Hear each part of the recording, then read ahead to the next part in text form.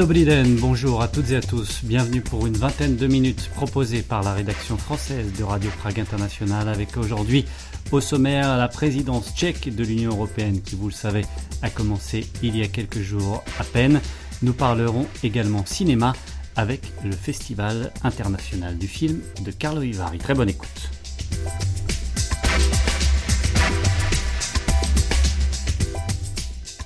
Directrice du département d'études européennes de l'université Charles de Prague, Eliška Tomalová a évoqué pour nous les enjeux de la présidence tchèque du Conseil de l'Union européenne qui a commencé ce 1er juillet pour les 6 prochains mois. Il s'agit de la deuxième présidence tournante de la Tchéquie après celle de 2009, une présidence marquée à l'époque par la chute de son gouvernement en plein milieu. Les attentes sont différentes, mais le contexte est très risqué, je dirais. Les attentes étaient très basses lors de la première présidence et les Tchèques devaient certainement prouver qu'ils sont à la hauteur, certainement. Mais comme le contexte de politique étrangère était différent, il n'y avait pas des ambitions d'ordre global, je dirais. Cette fois-ci, c'est la deuxième fois donc. Le gouvernement a l'air d'être plus stable, j'espère. Les ambitions sont assez hautes, liées de nouveau au contexte de politique étrangère. Je trouve qu'il y a beaucoup plus d'expertise, il y a beaucoup plus de... Les Tchèques sont plus adaptés au fonctionnement des institutions européennes. Ils savent comment fonctionne Bruxelles, tout l'univers bruxellois. Donc, ils sont prêts, nous sommes prêts, je dirais, au niveau politique et au niveau administratif. Beaucoup moins gêné aux entournures depuis Bruxelles, depuis que le Premier ministre Andrej Babiš n'est plus Premier ministre. C'est une bonne chose pour la République tchèque que ce ne soit pas un chef de gouvernement en porte-à-faux avec la réglementation européenne? Certainement. Et en plus, notre Premier ministre est, je dirais, beaucoup plus pro-européen. Les sujets de politique européenne et de politique étrangère sont des sujets qui lui sont chers. Même s'il est chef d'un parti qui a une réputation de parti eurosceptique, qui siège au Parlement européen avec des formations plus eurosceptiques? C'est un parti divisé. Il y a une partie de ODS qui est plus eurosceptique et qui est contre l'adoption de l'euro et qui est contre des courants plus fédéralistes, mais il y a aussi un courant qui est plus pro-européen. Donc, à mon avis, l'image reste assez eurosceptique de ce parti. Mais il faut dire que ce gouvernement est formé de plusieurs partis politiques. Bien sûr, le Parti démocratique civique est le plus fort, mais il doit coopérer avec les autres partenaires. Donc, l'image du gouvernement que tel est plus européen que celui de son prédécesseur. Nous avons la liste des priorités de cette présidence déjà évoquée sur notre antenne, avec évidemment un sujet principal en ce début de semestre qui est l'Ukraine. Qu'est-ce que la Tchéquie peut apporter dans ce domaine? La Tchéquie peut apporter une perspective que j'hésite pas à nommer comme perspective centre-européenne. Je trouve que c'est très important d'avoir un certain équilibre de vues et de perspectives au sein de l'Union européenne. Vu notre héritage historique, vu notre position géographique, il y a certainement une différente sensibilité vis-à-vis au dossier ukrainien.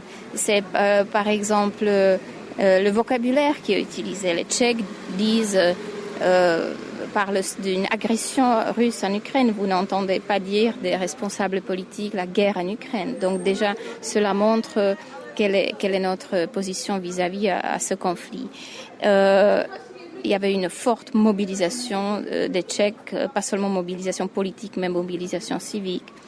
Et c'est un sujet qui unit la sphère politique et la société tchèque. Donc ça va être très important lors de la présidence.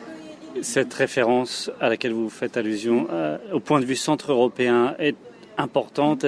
Géographie, histoire différente, point de vue différent, mais également, on a l'impression en tout cas que Prague se détache du groupe de Visegrad et qu'on n'en entend plus beaucoup parlé ces dernières semaines avec le gouvernement. C'est une rupture ? C'est très sensible. Plusieurs fois, on a déjà enterré Visegrad dans le passé. Donc, ça reste une question ouverte. Bien sûr qu'il y a des problèmes de déficit démocratique très forts en Hongrie. La situation en Pologne n'est pas facile non plus. Mais en même temps, on a besoin d'une force unie pour lutter contre l'agression russe. Donc, je dirais pas que c'est fini avec le Visegrad, je pense pas. Et je trouve ce qui est important actuellement, c'est vraiment être à l'écoute des différentes perspectives au sein de l'Union européenne vis-à-vis la question, le dossier ukrainien, et ne pas créer un seul narratif, mais vraiment être à l'écoute des différentes dimensions qui font partie de ce conflit et trouver une position européenne qui vraiment respecte ces différentes visions. L'Europe comme mission, sur le papier officiel, une référence à Václav Havel, c'est quelque chose qui vous paraît important pour la diplomatie, pour le chef de la diplomatie qui évoque l'ancien président à plusieurs reprises ? Ça me plaît beaucoup qu'on est revenu vers Václav Havel. C'est une constante de la politique étrangère, c'est le brand le plus fort de la République tchèque à l'étranger. La question, est-ce que c'est encore vrai pour la génération jeune ? Pour ma génération quadragénaire, c'est encore un symbole très fort. Pour vos étudiants ? Pour mes étudiants, ils savent que c'est une figure importante, mais pour eux, une figure historique. Est-ce qu'ils lisent Havel? Est-ce qu'ils savent vraiment ce que ça veut dire? Ça reste une question, mais il n'y a pas une personnalité qui a remplacé Havel dans le narratif tchèque. Mais cette référence en politique étrangère est très importante symboliquement parce que ce n'est pas seulement Havel, mais c'est aussi une vision des droits de l'homme et d'une certaine responsabilité globale. Et une volonté d'être à l'écoute de ceux dont les voix sont pas respectées dans les régimes non démocratiques. Et c'est un fil qu'on peut retrouver aussi dans les priorités de la présidence tchèque. Proposer une stratégie pour les droits de l'homme, ça reste une stratégie européenne. Pour les droits de l'homme, ça reste vraiment une priorité. Pour les Tchèques, c'est une façon d'identifier facilement, disons, les symboles de la diplomatie tchèque. Parce que il y avait un moment où on a hésité. Est-ce que c'est encore Havel? Est-ce que c'est encore les droits de l'homme? Et maintenant, on voit qu'on a décidé de revenir vers la Havel parce que c'est lisible. Parce que ça nous donne aussi une vision claire et une identité de la politique étrangère. Est-ce lié, selon vous, à la perte d'influence du président de la République en matière de politique étrangère ces derniers mois ? Une perte d'influence. Le président va être remplacé au printemps prochain. Le gouvernement actuel est très prudent parce que le président a encore quelques mois et je trouve que son influence est plutôt toxique en politique étrangère. Actuellement, il a reculé un peu parce que son passé plutôt admiratif vis-à-vis de la Russie et l'orientation de la diplomatie tchèque à l'Est était bien sûr mise en question après l'agression russe. Mais maintenant, il revient sur la scène médiatique, il se fait entendre et il a encore des nominations importantes, par exemple, à faire. Donc, il peut encore influencer. En termes de politique étrangère, c'est pas une personnalité qui va être visible pendant la présidence tchèque de l'Union européenne. C'est surtout le Premier ministre et le ministère des Affaires étrangères qui vont être ceux qui vont représenter le pays. Vous parliez de brand, de marque, Václav Havel. Est-ce que c'est de ça dont il s'agit au fond, de marketing politique dans une présidence européenne? La présidence européenne donne toujours plus de visibilité à un pays. C'est d'autant plus vrai pour un petit pays. Cette visibilité se joue différemment à Bruxelles et dans les autres capitales européennes et à l'extérieur de l'Union européenne. Donc, la République tchèque, bien sûr, investit une partie de son budget à sa diplomatie publique, à sa présentation, à son programme culturel. Et je trouve que c'est vraiment une possibilité importante un certain window of opportunity pour un pays d'être en contact avec ses publics à l'étranger, de mettre sur l'agenda des sujets qui sont peut-être pas toujours prioritaires.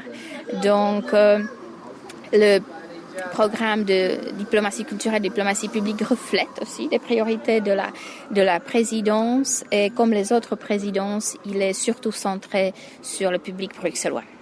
Puisqu'on parle de marque, en tout cas d'image de marque, je voulais vous poser une question pour terminer un peu plus auxiliaire, pour terminer sur votre avis sur une question de marque. Est-ce que la République tchèque ou la Tchéquie?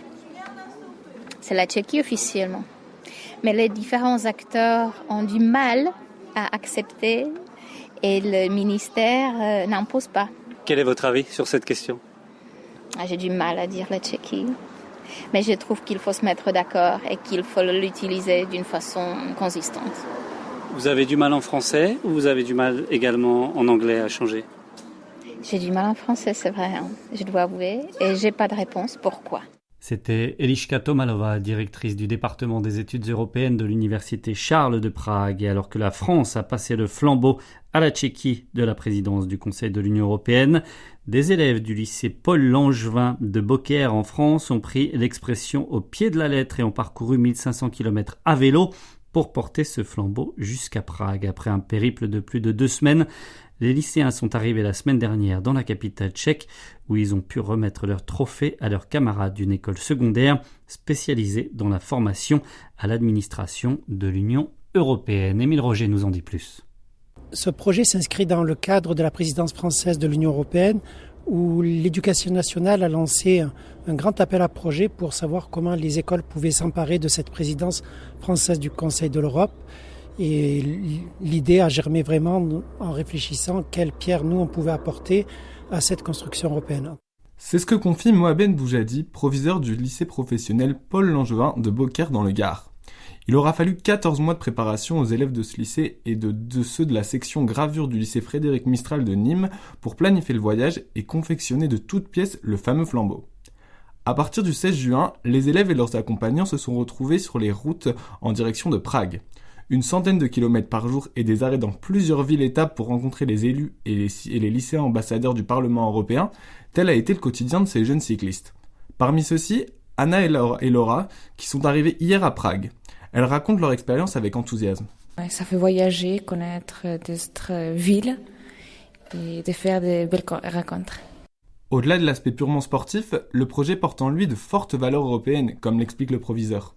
L'idée, c'était de créer une chaîne d'amitié et de fraternité entre les établissements scolaires et de les amener petit à petit à s'emparer de la question européenne.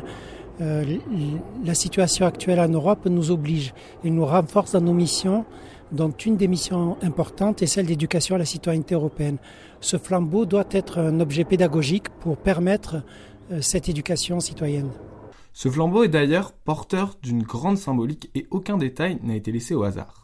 Ce flambeau est constitué d'un socle sur lequel nous avons inscrit les termes du traité de Nice qui proclame les droits fondamentaux que tous les pays européens se sont engagés à respecter.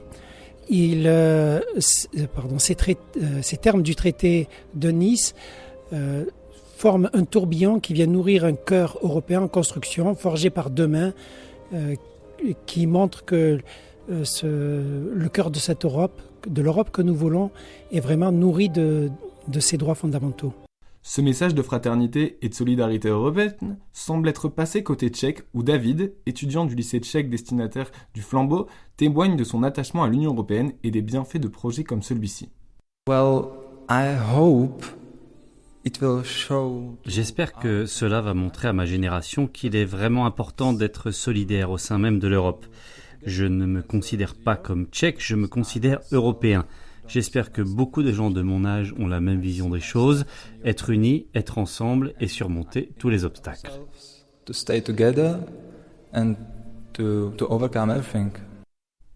Finalement, en plus du message de fraternité, ce petit tour cycliste d'Europe se voulait exemplaire d'un point de vue écologique en faisant la promotion de la mobilité douce.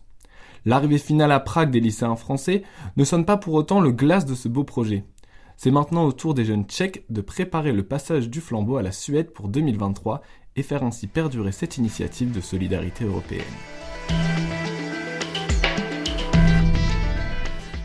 On passe au cinéma maintenant avec le Festival international du film qui se déroule actuellement à Karlovy Vary et la personnalité la plus célèbre du week-end d'ouverture à ce festival était Liev Schreiber et il a profité de son passage pour attirer l'attention sur la situation en Ukraine. L'acteur et réalisateur hollywoodien a déclaré que le conflit l'avait fait réfléchir à ses racines ukrainiennes et il a expliqué pourquoi il pensait que la Russie allait perdre.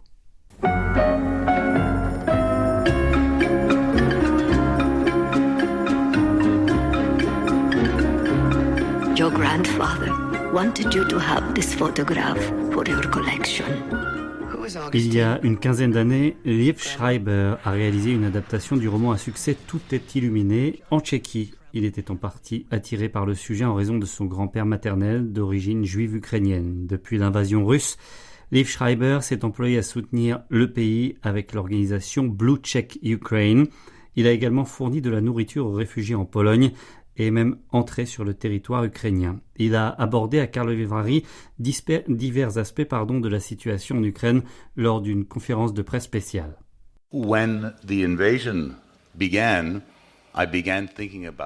Lorsque l'invasion a commencé, j'ai recommencé à réfléchir à ce que cela signifiait d'être ukrainien.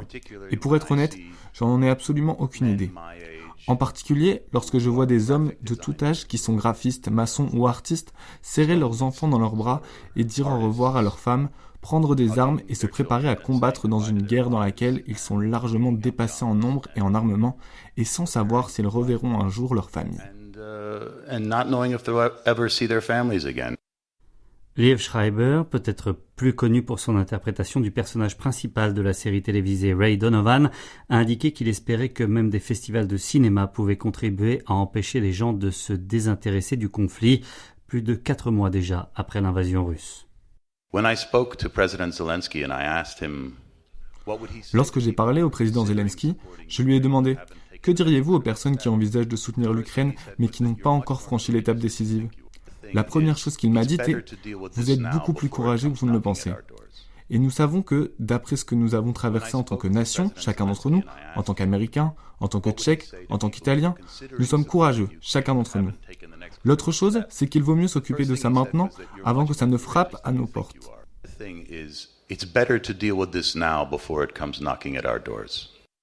Des festivals comme celui de Karlovy Vary sont désormais confrontés à la question de savoir s'il faut inviter des films et des réalisateurs russes. Pour sa part, Liev Schreiber a déclaré qu'il était mal à l'aise avec une idée de boycott culturel.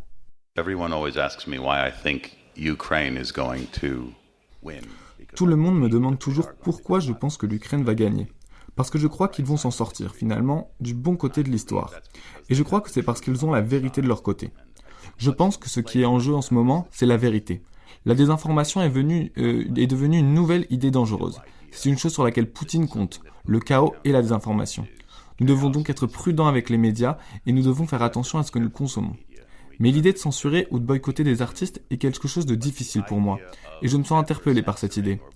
L'une des choses que j'aime dans le domaine des arts, c'est l'idée que si c'est vrai, cela vaut la peine de le savoir. Je pense donc que nous devons être très prudents en ce qui concerne les médias qui sortent de Russie, puisqu'ils sont tellement contrôlés par l'État, ou les films ou l'art d'ailleurs. Il y a beaucoup de propagande qui sort de Russie en ce moment.